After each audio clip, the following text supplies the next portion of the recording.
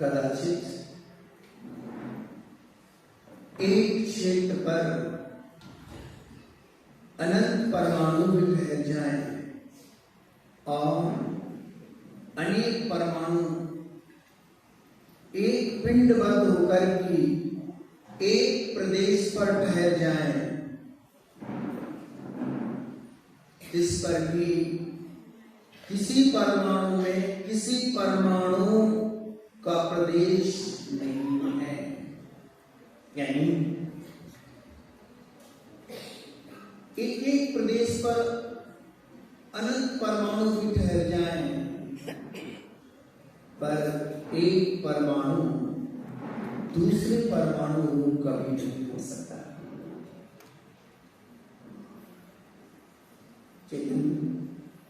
क्षेत्र प्रवेश हो गया मगर स्वक्षेत्र प्रवेश नहीं है।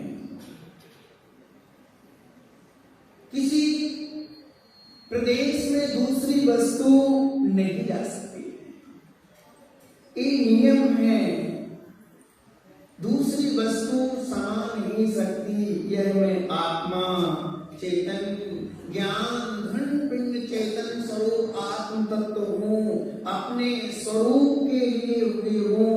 इसमें न पर द्रव्य का कोई भी प्रवेश नहीं। इस संसार में रह रहे हो,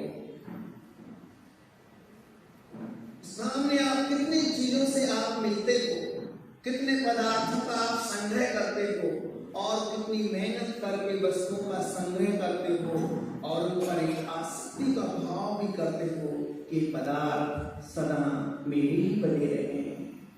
कभी कभी तो भगवान से भी प्रार्थना करते हैं कि हे भगवान, हम वस्तु व्यवस्था के विपरीत प्रार्थना करते हैं। हे भगवान, जो संयोग मिले हैं वो कभी वियोग को प्राप्त न हो। आप सोचते हो ये सब चीजें जो मुझे मिली हैं वो सदा ऐसे ही रहे। चेतन एक वस्तु स्वरूप के विपरीत आपका विचार है। यानी मैं ज्ञान घन पिंड आत्म तत्व हूँ। आनंद मैं अपने स्वरूप को लिए हुए हूँ। इसमें ना तो पर द्रव्य का प्रवेश है, ना शरीर का प्रवेश है, ना अन्य स्थानों का प्रवेश है। यह तो अपने ही स्वरूप में ही लीन है। यानी पर द्रव्य की चर्चा तो बाहर की बात है। उपाधि का निमित्त पाकर के जो रागादि भाव परिणाम, जो विभाव के भाव हैं, वे सब भी मेरे कुछ भी नहीं है। जिन चीजों से हमने राग किया था, जिन समयों में हमने राग का परिणाम बनाया था, वो राग का परिणाम भी हमारे अधिकार में नहीं है। ओ चेतन, बाहरी वस्तुएं तो बिल्कुल दूर है ही है, ये मकान है मेरी आत्मा से दूर है ही, ये जो तुम्हारे पास रहने वाली वस्तुएं जो सामने दीवारें हैं, ये पछेड़ है, ये आपसे दूर तो है ही है, पर जो रागादि भाव आपके मन में जो उठते हैं, वो भी आपसे अत्यंत दूरी है, दूरी बना के रखे हुए हैं। जो रागादि भाव हमारी आत्मा में उठे, वो भी हमारे सिद्धि में है। यानी क्या विश्वास करूं, ओ चेतन, रागादि भाव पर क्या विश्वास करूं, रागादि परिणाम पर विश्वास कर ही नहीं सकते हैं। सुकुमार की मां अपने बेटे से बहुत राग करती थी, इतना राग करती कि किसी जोशी ने बताया, मुनि महाराज जी बताया कि तुम्हारा बेटा मुनिराज का चेहरा देखते ही दीक्षा को स्वीकार कर लेगा। माँ की ममता, माँ का मोह उमड़ पड़ा कि नहीं, मेरे बेटे की दीक्षा नहीं होगी। कहते हैं घर में सारा प्रबंध कर दिया कि बेटा यहाँ से कहीं बाहर ही नहीं जाए, सब रहने की सारी सुविधा घर में एकत्रित कर दी, बेटा घर से बाहर जाएगा ही नहीं। यानी होनहार बलवान होती है, भवितव्यता जिसकी अच्छी है, उसको फिर कोई रोकने वाला नहीं। कहते हैं संयोग से मुनिराज, उनकी पिताजी जो कीर्ति धर्म निराश हो गए थे, उसी गांव में आए और उनके घर में ही इनका प्रवेश हो गया।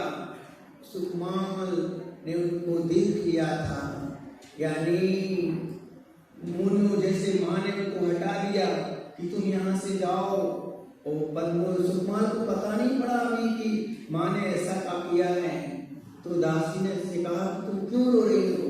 बोले तुम्हारे घर में मुनिराज आए, वो माँ ने तुमको अलग कर दिया। कहते हैं ज्ञानी सुकुमार ने प्रसंग पर मुनिराज का दर्शन किया, उनको बैराग हो गया। वो माँ अपने बेटे से इतना गहन अनुराग रखती, इतना तीव्र अनुराग रखती, प्रेम राग का भाव, वही बेटे का जीव दीक्षा ले लेता है, और दीक्षा लेने के बाद जो माँ अर्थ ध्यान में मरण को प्राप्त होती है, और अर्थ ध्यान में मर करके वो श्याली की परिणाम को प्राप्त होती है, और अपने ही बेटे के शरीर का भक्षण 3 दिन तक करती रही। कीर्तिधर मुनिराज ने कहा, हे श्याली, तू अपने ही बेटे के जीव का तन खा रही है। ओहो मेरा बेटा, हाँ एक पूर्व में तुम्हारा ही बेटा था। राग में देखो ज्ञानी, राग का परिणाम देखो, वही माँ का जीव जब राग का भाव था तो राग में कितने आकर्षित हो गई कि मुनिराज का भी अपमान कर देती है, और जब राग द्वेष में बदला तो अपने ही बेटे का पैर भक्षण करने लगी। कितनी आज भी देखा जाता है, जिन परिवार में खूब राग होता है और राग सबता नहीं है, नहीं स्वार्थ सिद्ध होते, तो उसी परिवार के सदस्य एक दूसरे के दुश्मन बन जाते हैं, देखना पसंद नहीं करते हैं। ओ ज्ञानी, इतना भी राग मत पालो कि अपने आत्म तत्व की खबर भी भूल जाओ, अपने निज चैतन्य वैभव को भी भूल जाओ। मैं कौन हूँ? पूरे जीवन में ऐसा भी राग मत पालो कि हम अपने नजदीक आने से दूर हो जाएं। आपके लिए कुटुंब के लोग मिले, आपके लिए सहयोग मिले, उनसे भी कहो कि बेटा तुम मानो मेरे बेटे को, मेरे द्वारा तुम्हारा जन्म हुआ है, पर तुम्हारी आत्मा अलग है और मेरी आत्मा अलग है। ओहो चेतन, कभी परिवार में बैठ करके भी वस्तु तत्व की सत्य की जानकारी परिवार के लोगों को भी दो। ये मत कहो कि तुम हो तो मैं हूं, तुम चले जाओगे तो मैं भी चला जाऊंगा, मैं भी मर जाऊंगा, तुम ना रहोगे तो मैं पागल हो जाऊंगा, फिर क्या होगा। यानी इतना भी राग मत करो कि दूसरा जीव बेचैन हो जाए। वस्तु तत्व को समझाते रहो। तुम जो राग कर रहे हो ये राग शाश्वत नहीं है, स्थिर रहने वाला नहीं है। आज राग का परिणाम कल बदल जाएगा। यानी वस्तु तत्व का बोध कराओ, ये सदा रहने वाला नहीं। चेतन विषयानुराग और धर्मानुराग दोनों में बहुत अंतर है। विषयों का राग भोगों की ओर आकर्षित करता है, अपने से भूला हुआ रहता है वो जीव, और धर्मानुराग देव शास्त्र गुरु के प्रति गहन अनुराग होता है, उसमें विषयों की कहीं गंध नहीं आती है। वहां तो बस इसलिए हम गुरु के चरणों में आए कि हम उनकी रत्नांतर की आराधना का लाभ दे सकें। हम उनकी आवाचर्या कराते हैं, हमें उनकी रत्नांतर से प्रेम है, इसमें कहीं भोगों की गंध नहीं है।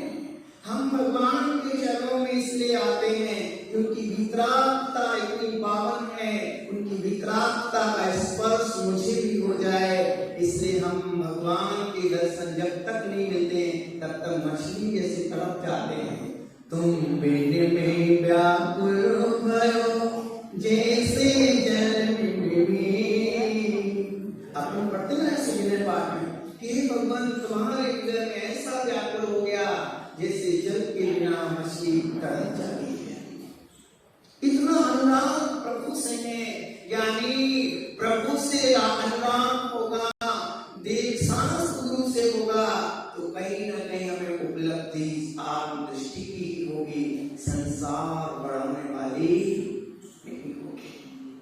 वहां धोखा नहीं मिलेगा, वहां संसार का बंध नहीं होगा। चेतन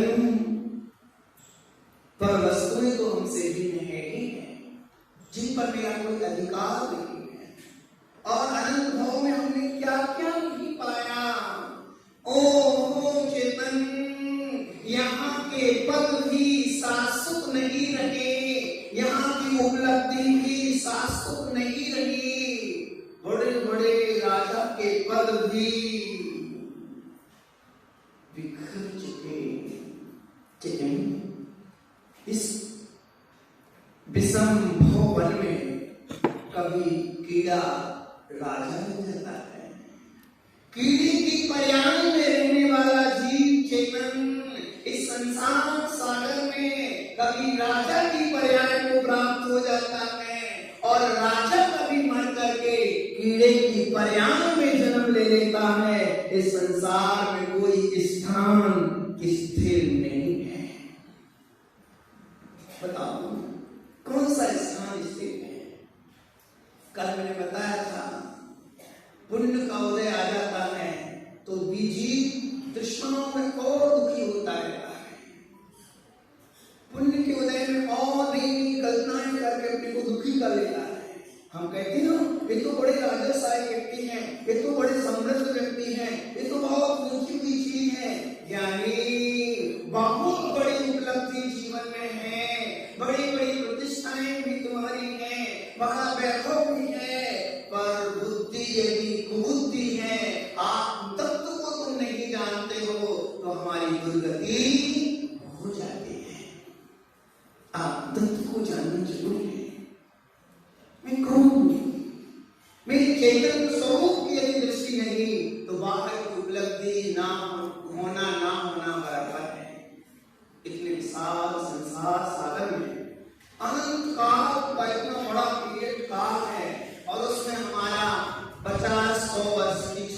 जिंदगी क्या मायने करती है। इस छोटी सी जिंदगी में परद्रव्यों को पाके हम क्या अहंकार का भाव करूं।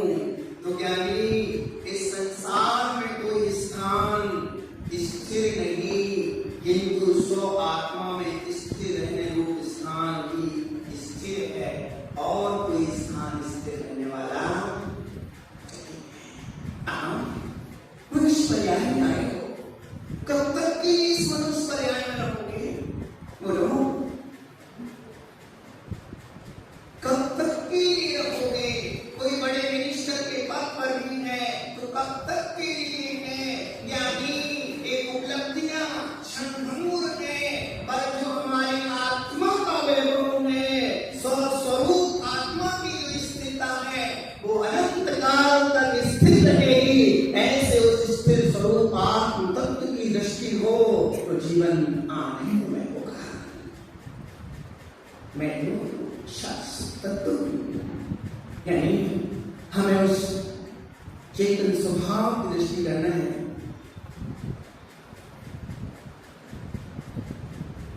उपदेश निश्चय से संसार कहलाते हैं। उपदेश के परिणाम ही संसार कहलाते हैं और वह संसार दुख से व्याप्त है। इसलिए संसार से अनुराग न करके अपने आत्म स्वरूप से ही एकमात्र अनुराग हो। गहन प्रेम भी करना ही है। उस आत्म तत्व से प्रेम करो। मेरा चेतन तत्व जो शाश्वत है, यह मैं आत्मा ज्ञान में ज्ञान स्वभाव को लिए हुए हूँ। ज्ञान धन आनंद मैं अपने स्वरूप को लिए हुए हूँ। इसमें ना चेतन द्रव्य कर्मों का प्रवेश है।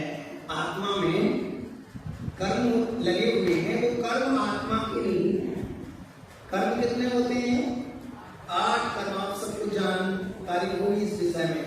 8 कर्म है, वो द्रव्य कर्म बोलते हैं, ज्ञान वर्ण आदि कर्मों।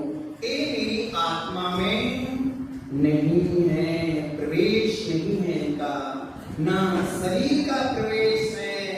यानी भली हम हमारे आत्मा के प्रदेश शरीर पुद्गल के प्रदेशों में मिले हुए हैं, तब भी शरीर का प्रदेश एक भी मेरी आत्मा में प्रवेश नहीं करता है।